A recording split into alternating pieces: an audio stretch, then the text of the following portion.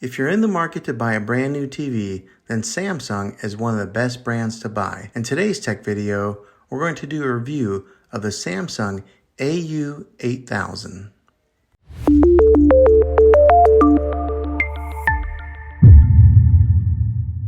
Well, hey guys, Juan here. Thanks for stopping by my channel and checking out this video. This is a 65-inch TV that I just got and I've had for a little bit of time now, and I wanted to give my review on it after owning it and using it and putting it to quite a few hours of use with my kids and my family of watching TV, and to give my feedback and see if this is maybe a TV that you're interested in purchasing, and hopefully you can base that off of some of my opinions on being an honest, normal, average consumer of buying a television.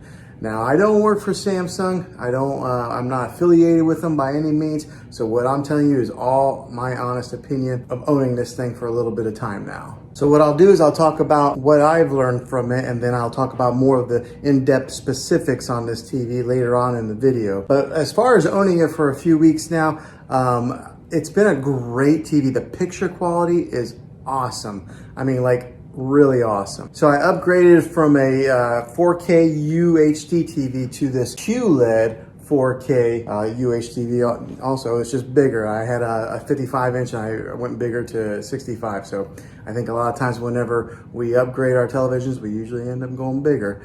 But that's what I did, and I gotta tell you, the picture on this, beautiful. It's just awesome. The other day I was watching Endgame on it, and the clarity was so clear. It was almost like they were right there and I could reach in there and touch them. That's how the clarity is on this.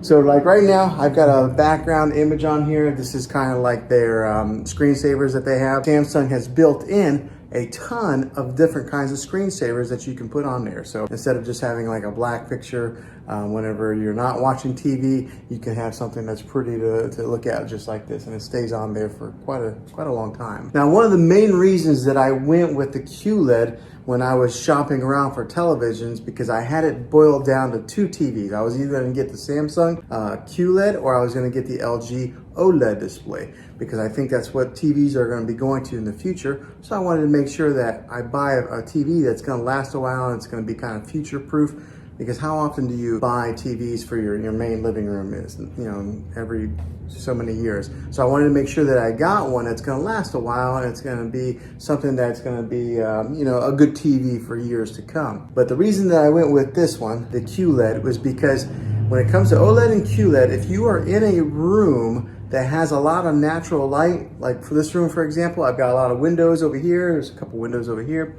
There's a glare that'll be on the TV. The Samsung QLED is better when it comes to glares on a TV than they are with OLED. So that was one of the big reasons that I went with this TV.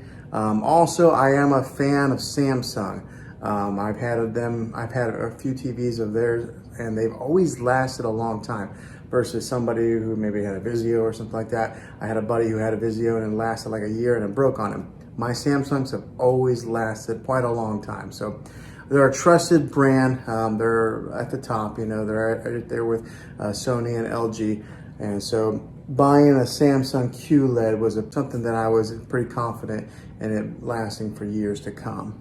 Now, let me talk about some of the specifics of actually using this thing for a little while. This has what's called Bixby built into it, okay? And anybody has a Samsung device, they're pretty familiar with what Bixby is. But if you're not, Bixby is kind of like Samsung's Siri, like Apple's Siri, or it's kind of like their Amazon Alexa, okay? It has Bixby built in it. So you can talk to this TV and turn it on with the Bixby command. You just say, hey, Bixby. But let me tell you, it's not that good yet, okay? Samsung has some work to do with that. I would have to say that Amazon's Alexa is the leader in the industry when it comes to artificial intelligence and talking with voice commands.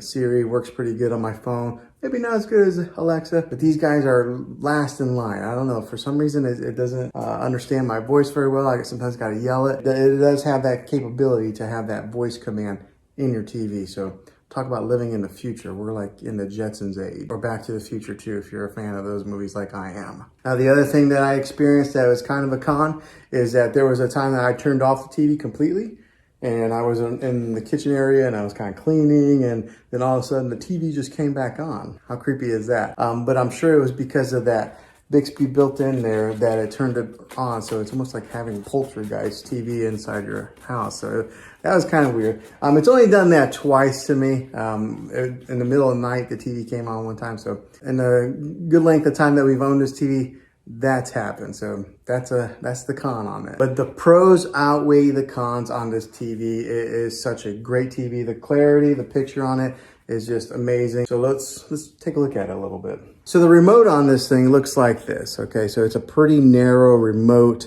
There's not a whole lot of buttons on there, so it's not real daunting. Sometimes you can get a remote that's got so many different buttons on there that you don't really know what to do with, but this is what the remote looks like, and it's kind of shaped like that. So it's almost a little bit narrow to lose into your couch or your recliner, but just keep an eye on this bad boy. Now, the great thing with this, it is a smart TV, so it does have its own smart capabilities that are built right into the TV. You don't have to go out and buy an external stick to put in there, another like a Roku device or a Fire Stick or anything like that. Samsung has their own smart technology built into the TV. So when you hit the home button, just like this, it brings up all the different options of apps that you can download on there.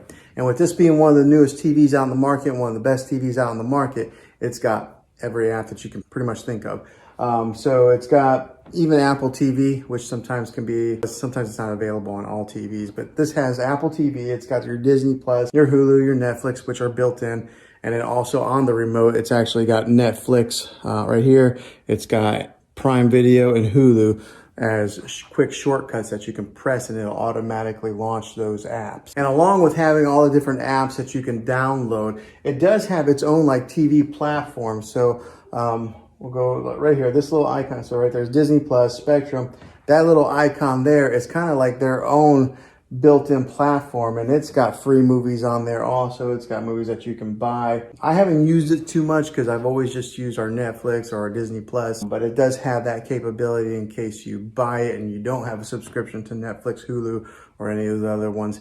You can watch free movies on their built-in platform. And like I mentioned previously in the video, it's got its ambient mode, so it's got all these different options to select different screensavers on there. So we'll go to the ambient mode screen on this right now. Okay, so it's loading, and then on here on the bottom, it's got different kinds of features. It's got like My Album, so maybe if you wanted to upload your own pictures to the Samsung platform, you could have your own pictures displayed on here. It's got like artwork. It's got like different kinds of contemporary type of artwork. So it's got so many different features on there.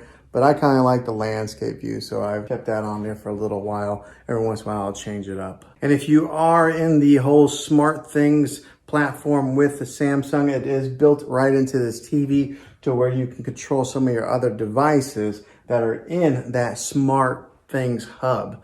So that's kind of a neat little feature that you're able to access it right here on your remote through there. So another way is you could always just dive into your phone, download the Smart Things app, and do it that way also. So it gives you so many different ways of being able to access your content, and they do it very easily. All right, so for example, right here, this is Endgame. I wish you guys could really see the clarity of this screen here. It's kind of hard to tell from recording on it like this, but it's got excellent quality, and the sound is pretty good for just being the built-in speakers on a TV. I know a lot of people will get sound bars to put at the bottom of their TV or mount them. It has pretty good sound for just being the standalone speakers that are built in. Another great feature with this TV is the bezel that goes all the way around the TV right here. It's really thin, so most of what you see is just screen. There's not a whole lot of plastic that you see along the edges. Now this is a 65-inch TV. That's what it's advertised at, but I want to put a tape measure on it so that way you guys can see